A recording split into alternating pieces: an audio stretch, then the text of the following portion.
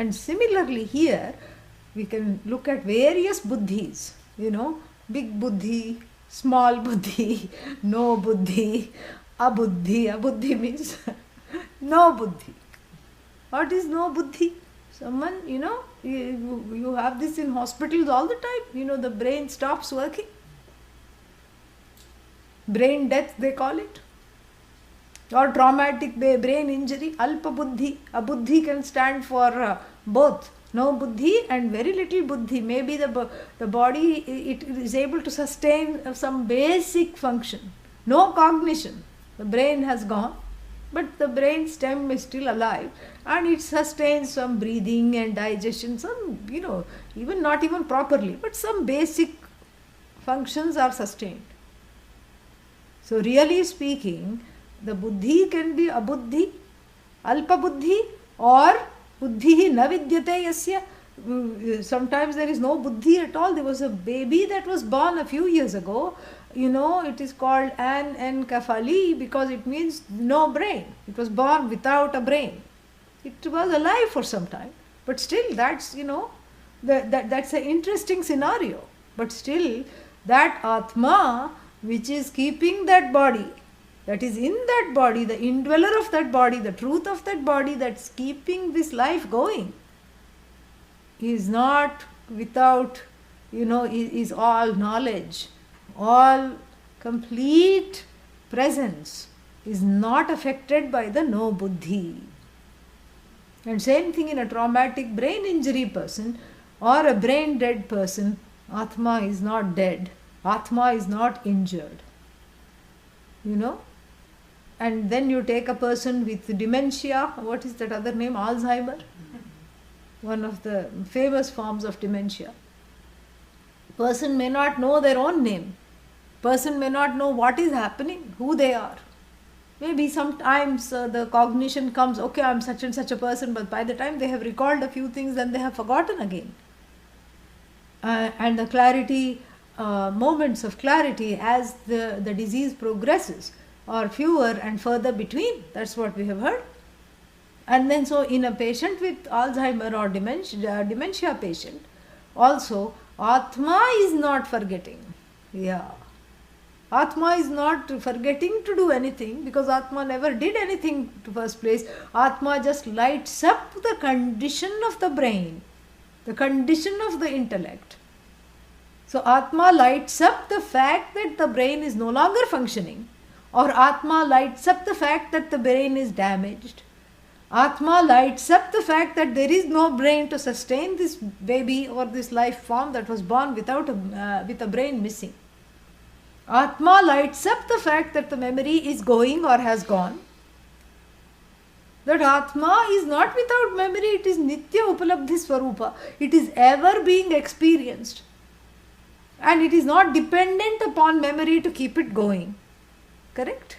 So these are the objective cases of various scenarios. So in a small brain of a small baby who just knows this is my mother, she looks comforting, and I remember this voice from long time ago when I was somewhere inside feeling safer than I am now, and before I was exposed to the Adhibhuta elements, I remember this voice. Father also somewhat I remember the voice. He looks strange, I don't know who he is. Babies first born to the mother, small babies. But that Atma is, and the baby doesn't even know how to turn. Beyond this, the baby doesn't know anything.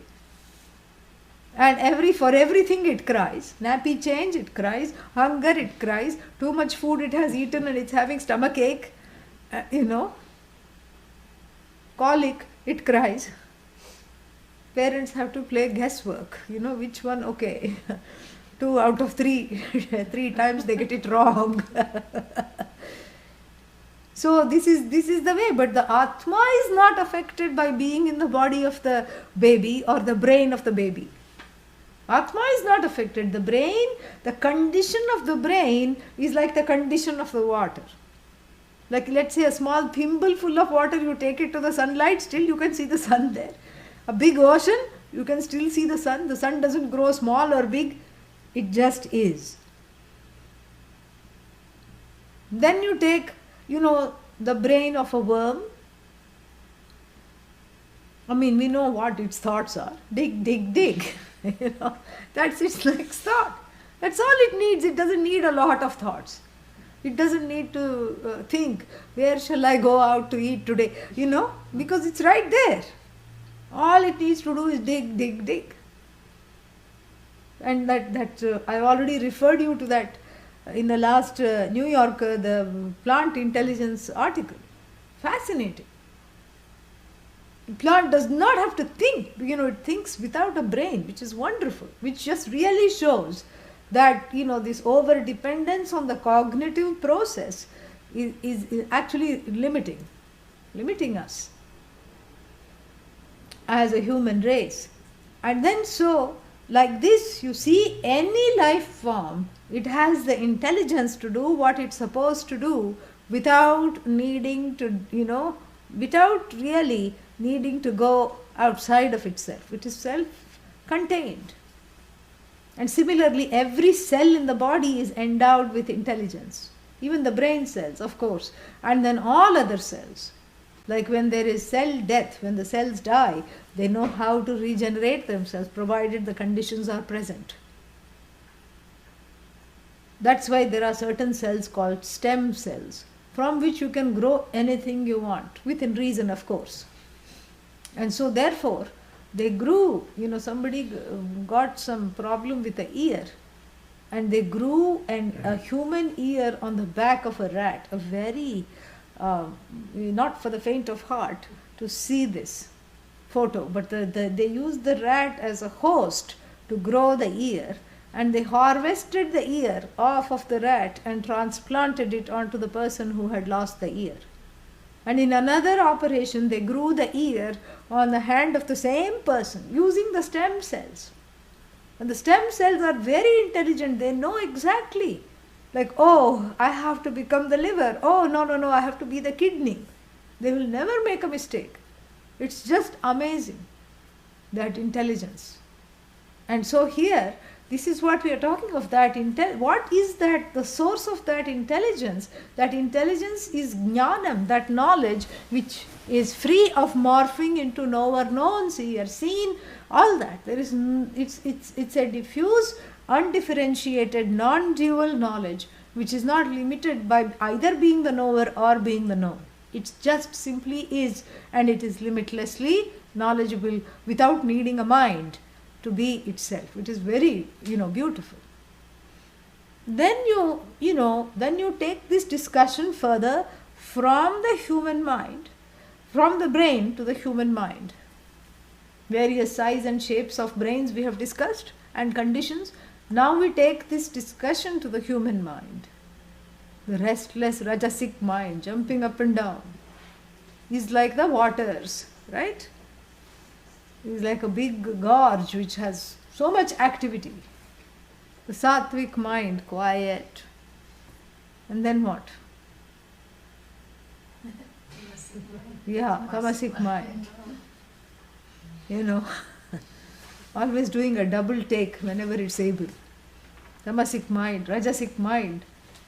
So the disturbances in the mental condition or the emotional condition have nothing at all to do with the shine, does not disturb the shine of the Atma. Just like the surface of the water, the quality of the water, the fragrance or the malodorousness of the water does not affect the sun. So we take the quality of the reflecting medium, here in this case the antakarna, and it's very easy to transpose it, to project it, to transfer it on to the sun, or the sun of consciousness. But all-knowing consciousness, poor thing, gets misunderstood again. So the person in the doldrums says, I am depressed. Who is this I? They are merely talking of a state of the mind, correct? I am depressed, I am restless. And then also projection of pranic activities on the Atma, I am hungry, I am sleepy. These are pranic activities. Then we have other kinds of activities. I am karta. I am karta. I am bhokta. Now karta, now bhokta, bhokta karta karta, karta bhokta karta, karta karta bhokta, bhokta karta bhokta, all permutations, all kinds of permutations, all kinds of combinations. No, I only want to be bhokta. Fine, then find a few people, hire them to be karta, and then you can live off of them. People do that all the time. Yeah. They play golf, it's called a CEO lifestyle, and they are also kartas, but they are karayitas because they cause things to be done, and then they can just, sit and enjoy the fruits of other people's labor. Okay, just be bhokta, bhokta, bhokta. So this is what it is. So the karta mind, bhokta mind, sad mind, angered mind, confused mind, a hopeless mind, I can never get this knowledge mind. Why this always happening? Why me mind? Why not someone else mind? The sad mind, the angry mind, avaricious mind, gimme mind, and then what other mind is there? Never mind mind. Never mind. And then deluded mind, moha mind, kama mind, krodha mind, lobha mind. Lobha mind is gimme mind. Mada mind is me mind. Matsarya mind, never mind this. Why did other people are happy? Why are you unhappy? Because other people are happy. So that kind of mind. Mada, prideful mind. I am at the beginning, I am at the end, I am the master of everything that I see. Look at my reign of terror, how I can unleash it, and I can just do this, and I can just go like this, and 5 people will come in different directions running to say, what do you want? Sometimes people talk like this. I have actually heard a person who said that. They were talking about their childhood. And this person said, all I have to do is like this. And 5 people would come running to say, what is it that you need? This is how I grew up. And namaha, that's all we say. Because that's how the person may have grown up. Nothing wrong. Maybe they had good punya. Fine, They had people at their beck and call. Lovely. Purva punya. But to identify with that punya, identifying with the punya is bhoktritvam. Identifying with the papa is also bhoktritvam. Samsaritvam, this is what samsaritvam is. So the Atma is free of punya. So if you say, I am identifying, I have so much punya, then you have a little, punya ahankara. You look down, see all these lowly, distressed mortals suffering. Look at that one. Look at me. See, I have so much equanimity. Even in calamity, I have equanimity. So much serenity. What do you have to tell such a person? It is just serendipity. That's all, It's just some grace working over time, which will exhaust itself. Especially if you are acting like this and walking all over the grace. And so this is the person who is stuck on the punya and who keeps sort of identifying their life and all the good things in it. They don't acknowledge that it is because of punya. And they think it is because of themselves. So you see, the identification with the punya is a very subtle kind of bhoktritvam. So I have so much. In my family, nobody, goes like this. If there is enough to eat, another person said, there is enough to eat in my family for the next 7 generations. Then why are you so insecure? Ask them. Why are you so insecure? So this is what the whole thing is. So where one sits on the big pile of punya and says, this punya is equal, this ball of punya is nothing but me. Finished?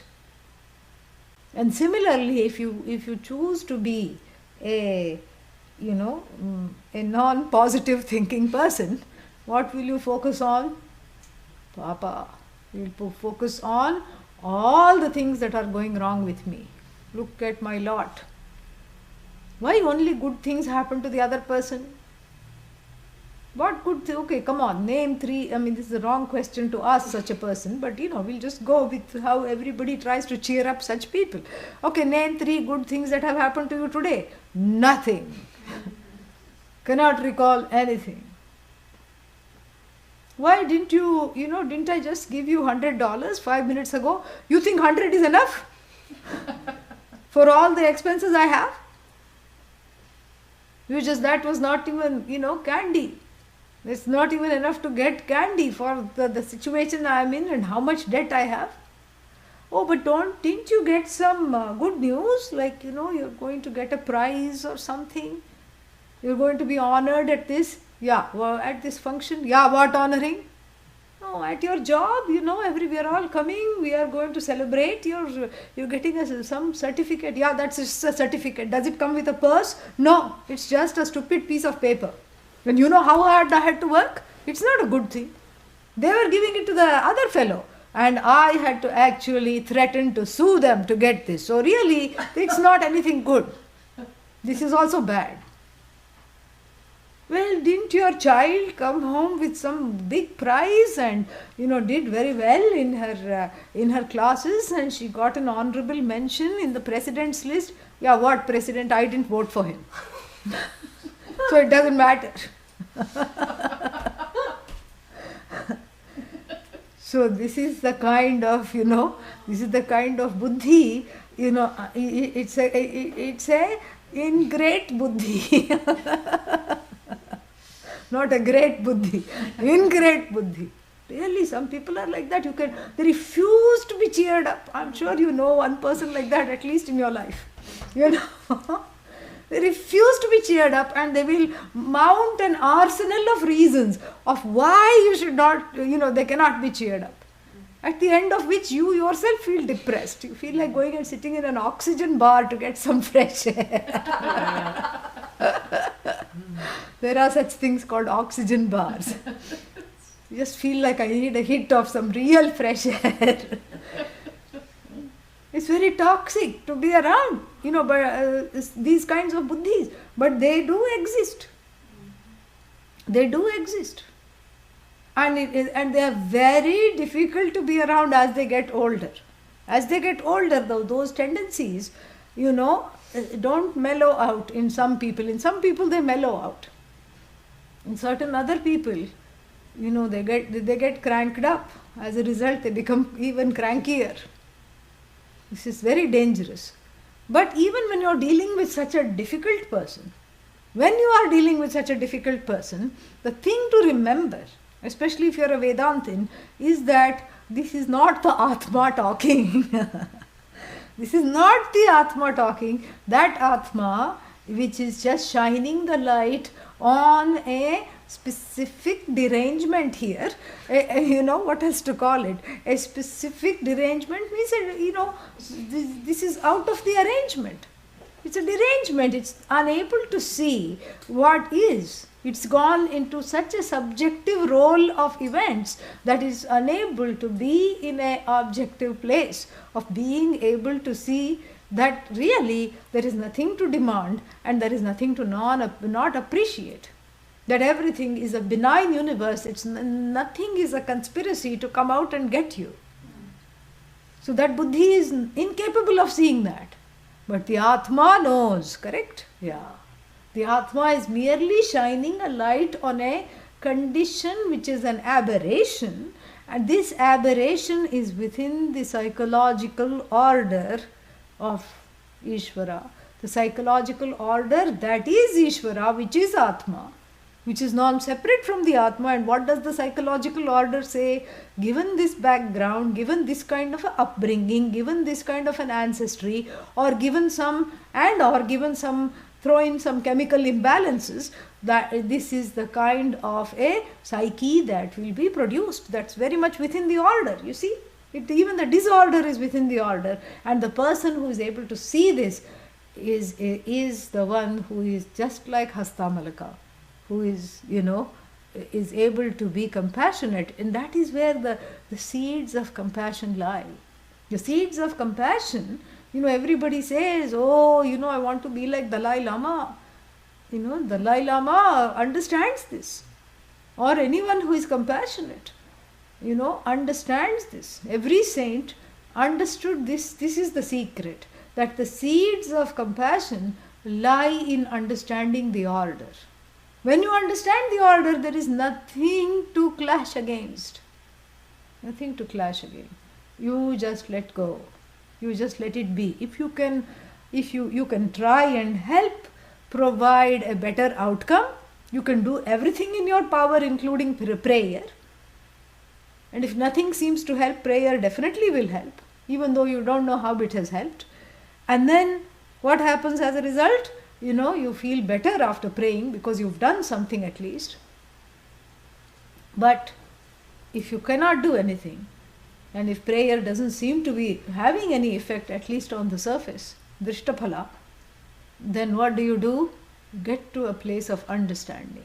And you say, given this background, this is how this particular body of water is going to reflect the Atma Sun. I am seeing a distorted reflection, not a distorted Atma. Yeah. So first you do that in yourself. Don't worry about other people. First you do that in you. That when you get into a place where you cannot stand yourself, you say, oh my God, get me out of this mind. Get me out of this body. Oh my God, let me out. Then you'd say to yourself, given this background, and you know your background better than anyone else, correct? Yeah. And you know that even though everybody did their best, the best was not good enough, you know that. And so given this background, this is the kind of body, mind, sense complex and the training and the programming that it appears to have produced, under which I seem to be in the grip of. I witness, choose to just witness this and get out of its grip by getting into the witness place. And the witness place is not a place of, a kind of a, for lack of a better terms, a masculine witness who is sitting in judgment. Like witness means, oh, there you go, that was wrong, that was bad. But it's more of a goddess witness, of allowing things to be, of embracing what is, rather than, sitting in judgment. Because there is nothing to judge. That is the difference. That was the main problem with someone like Vishwamitra. Vishwamitra tried to become a rishi overnight. Not overnight, but still. He wanted instant rishi powder to mix and glug, glug, glug, and, suddenly he would be called Maharshi. What happened? He just met Menaka, that's all. Fell into a big trap. Because, that kind of witnessing, even though he thought he was witnessing and not quote unquote succumbing to all these temptations and succumbing to all these tendencies and succumbing to this, that or the other, and he's on the spiritual path and he's going to, whether it's, below 23 or what it is in the upper Himalayas, by God, he's going to stand on one leg in the yoga tree pose, and then he's going to worship Bhagavan and he's going to do all these tapas and austerities. That is one way. Doesn't work for everybody. It didn't even work for him. That is a way, But there is, that is not, really speaking, proper understanding of Vedanta. The proper understanding of Vedanta brings out that the feminine energy of the Upanishads, which is soft, gentle, embracing all faults, because really there is no fault. What fault is there? Oh, but I just did a wrong thing. Okay, maybe you next time, you can correct it. No, but that was wrong of me. Why is this pattern there? Think about why the pattern is there. The pattern is there because it cannot not be there. It is teaching something right now. One is helpless in the spate of it. That's why we need devotion. That's why we need a place to offer up that helplessness, a place to embrace this, a place to let this go. And then what? you have to just gently, witnessing gently means like the mother looks at the child which is having a tantrum, a functional mother. A functional mother all the time, a secure mother who has all the time in the whole world, doesn't have 100 other children, like Gandhari did, and is not blinded by her own priorities. She is able to, witness this child. And the child is having a tantrum in front of the toy shop. I want the whole store right now, the child is saying. And this is neither feasible nor possible nor is encouraged. Even if the mother was able to buy up the whole Toys R Us, it's not encouraged, That's why it says Toys or Us. You see, it's not Toys and Us. Yeah. So even if supposing somebody was rich enough to buy the whole store, it's not encouraged, it's not necessary. And why is the child crying? The child doesn't know what it wants, right? It's crying because it doesn't know what it wants. It wants to be soothed, perhaps it's hungry and cannot express it. It wants to be loved, it wants attention. Maybe it wants to go to sleep, maybe it's tired or hungry, or it just wants attention from several lifetimes. And so you have to see this, you have to see how a functional, loving mother will look at this child without it. She will transcend the tantrum and connect with the child and witness it lovingly without judgment. She'll let it thrash around on the floor. Doesn't say you're giving my parenting a bad name, get up. No, she'll let it thrash around, knowing that it will exhaust itself and come crying to be soothed. She will give it the freedom to ask what it wants and to learn to ask what it wants. And this is what you have to do with the inner child. The inner child is not outside of the sun of Atma. In fact, the sun of Atma is shining upon this inner child and bringing it to light. This is a wonderful moment. So when an inner child shows up, you don't have to say, shh, go back where you came from. Suppress, suppress, suppress, repress, press, oppress. No. And then depress. No. No. You have to thank yourself that there is enough clearing happening so that the inner child is showing up. And this is what is meant, when people study Vedanta, sometimes people came and say to me, erroneously, but it's funny to think about, I was fine until I started to study Vedanta. As soon as I started to study Vedanta, all kinds of horrible things which I had never even experienced came out. And what do I say? It is finally safe enough to feel unsafe. And that feeling unsafe is just a mere disturbance in the water. Embrace it. Because when that disturbance is, what is that disturbance reiterating? It's reiterating the wholeness. From which standpoint you are able to witness and then finally cognitively dismiss the disturbance. There is no disturbance. You are witnessing the disturbance. So it's not that the Vedanta is making you feel bad. We are not trying to open up some shop and, make everyone deranged, psychologically depressed and deranged. That's not that is not the outcome. But if you are convinced that is the outcome, then, start listening again from the beginning. That's all. That's all we have to say. Agre spashtam bhavet. At one point it will get clarified in the future. Because it's nothing to do with you. You are not a bunch of emotions. No matter how much you feel and you are convinced that you are that. You are that which is shining the light on the emotions. And if the emotions surface, that means there is enough clearing for them to finally surface. There is enough trust for them to finally surface. And you have to work with them. From therapy to yoga to whatever else you can think of, you have to work with them. These become the secondary, sadhanas. Therapy is a sadhana. Yoga is a sadhana. Everything becomes a sadhana when your mind is focused on knowledge. And so that is what is the purport of this very important verse. Sthirasu apsu, prabhinnasu apsu. And similarly, dhishu, in various buddhis, in a moving mind, in a stationary mind, in a running around mind, in an unhappy mind, in a compromised mind, in an emotional mind, in a mind with a disorder, in a personality disorder mind, in any kind of mind, it does, whatever shines has to do with the nature of the mind, not with the nature of the sun of consciousness, which is really the place where I have to locate the first person. What is the first? Who is the first person? I, aham, nitya upalabdhi swarupaha, aham. That is the first person. Don't say first person is president. No, it's you. Aham, I am the first person. घनच्छन्न दृष्टिः घनच्छन्नमर्कम् यथा निष्प्रभम् मन्यते चातिमूढः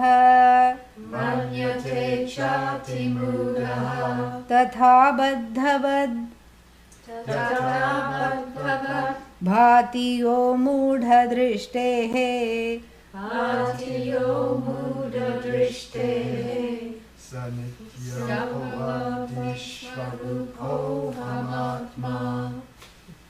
Did that sound okay? No. Okay. Sanityopaladhi swarupohamatma. Very nice. So, ghanachannad. Okay, let us do anvaya. Let us unpack this verse. How does it sound? Yatha. Yatha means just as. Ati moodhaha, the extremely deluded fellow, who is also described by one more word, ati moodhaha, the deluded fellow, in first, in the nominative singular, and another word in the nominative singular is ghanachanna drishtihi, which is a bahuvrihi compound. More about that later. But so ghanachanna drishtihi is in apposition, means it's in the same number, case and gender as atimudhaha.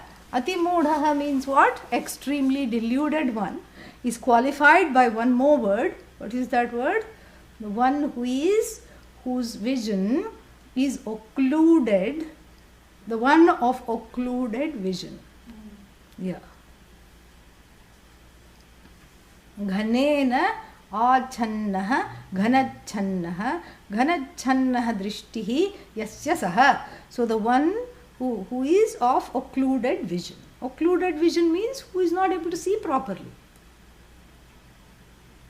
Means a subjective vision, if you want to really understand this. The one who has subjective vision, that is the example that's going to show later.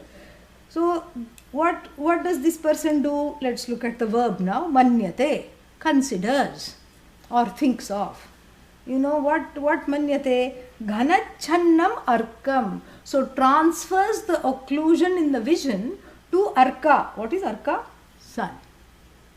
Transfers the occlusion in the vision to the sun and says the sun is not present. The clouds have covered the sun. Really, where is the covering agent? In front of the eyes, because the person is not seeing clearly.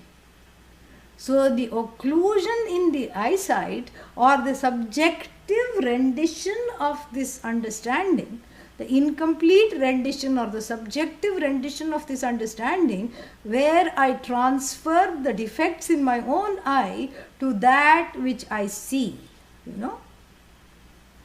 So you look at something and start rubbing it because there is a spot. But where is this, something keeps floating and I'm not able to catch it and I'm wiping it. The floaty is here. The floaty is not there. Correct? So this is what is, told, because it's very easy to, like Ghanachanna Drishti means the one who has cataract says the whole world is dark. And so just like that, so this person here is making a subjective inference, a wrong inference. And what is the wrong inference? Seeing the clouds, the person is coming to the erroneous conclusion that the sun is covered, that the clouds are covering the sun. What's wrong with that conclusion? Even I say that. And sitting in Eugene, you always say that. What is wrong with this conclusion is that if the clouds had the power of really covering the sun, then what would we say? We would not even be able to see the clouds. That we are able to see the clouds is because of the sun, which is apparently being covered by the clouds. Yeah. So the covering is as though here, because the sun is shining the light on the fact that it is as though covered by the clouds. So the one who has a disturbed vision is not able to see this. That's what it says. I'll just finish in a couple of minutes. And then, tatha, in the same manner, baddhavat bhati.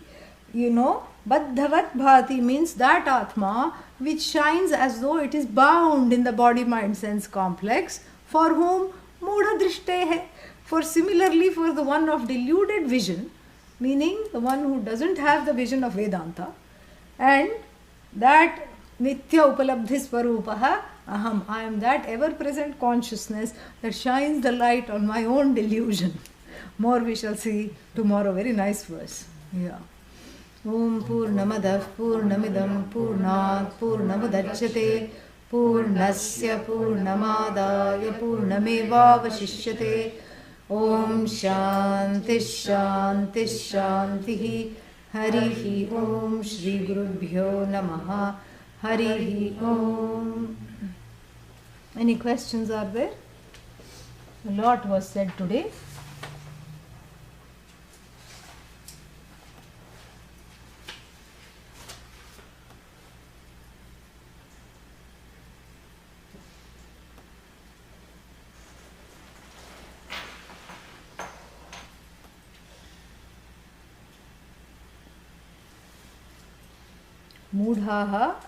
मूढ़ा दृष्टि यस्य मूढ़ दृष्टि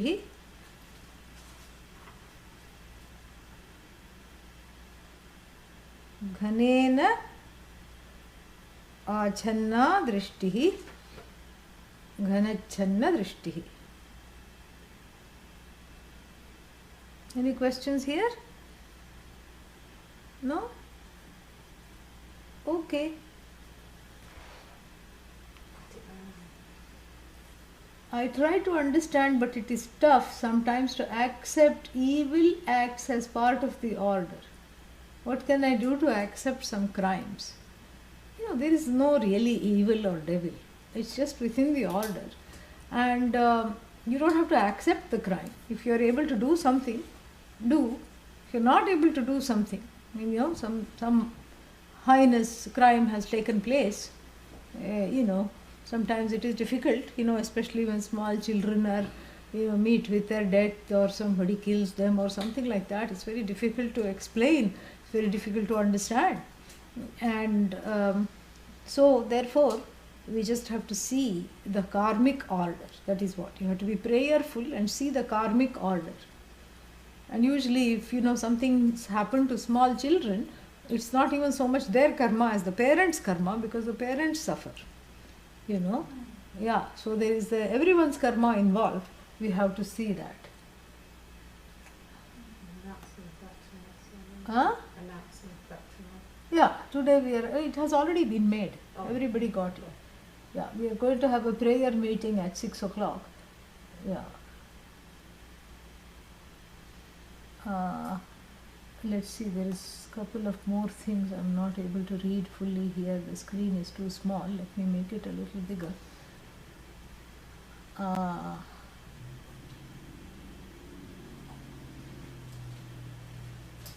I didn't have to go to India. India came to me.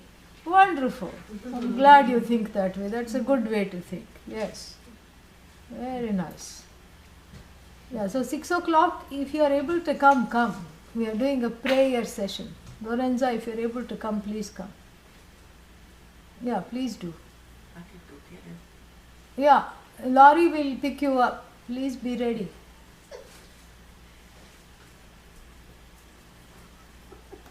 Thank you, Laurie. Is negative thinking Papa? Thankfully not, because one doesn't have control. But what one is advised is change the channel, Like when you watch something you don't want to watch, you say, this is horrible, who wants to watch this? And you quickly change, let's say there's some horror show, and you say, this is horrific, and you quickly change the channel. That's why we have the remote. And so now we take the aparoksha atma, the non-remote atma, to change the channel from horrific thoughts. Yeah. You just quickly change the channel. Stop doing what you're doing, because usually there is a latent trigger that one hasn't noticed. Stop doing what you're doing, change the action, and the thoughts will change. Yeah. So you have to practice this enough to have a say over the thoughts. Then, then what you have is sajatiya vritti pravaha, a kind of the flow of thoughts in keeping with what you want the mind to think. The mind is harnessed to you rather than you are being dragged along by the mind. A very horrific thought. Yeah.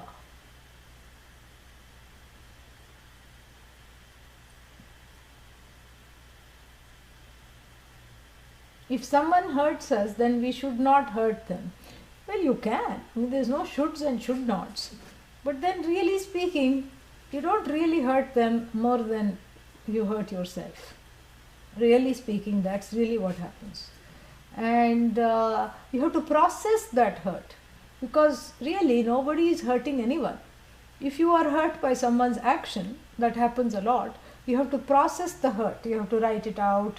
You have to, tell somebody, talk to somebody who you can trust, and see where it hurts. Why is it so hurtful? Do some little inquiry and analysis, and then you will find that the reason why it is hurtful is because it stimulates or triggers a memory or something in you that needs to be embraced. And so actually, instead of wanting to hurt the other person, when you see this, you will want to embrace the other person and thank the other person. Give them a flower and say, thank you for helping me see this.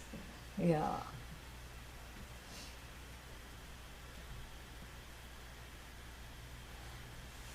You don't offer the other cheek like Jesus. Well, I'll just tell you what Swamiji says about this. He says, lead your life in such a way that you don't get the first slap. So the offering of the second cheek does not even arise. This is not about being a doormat, Yeah.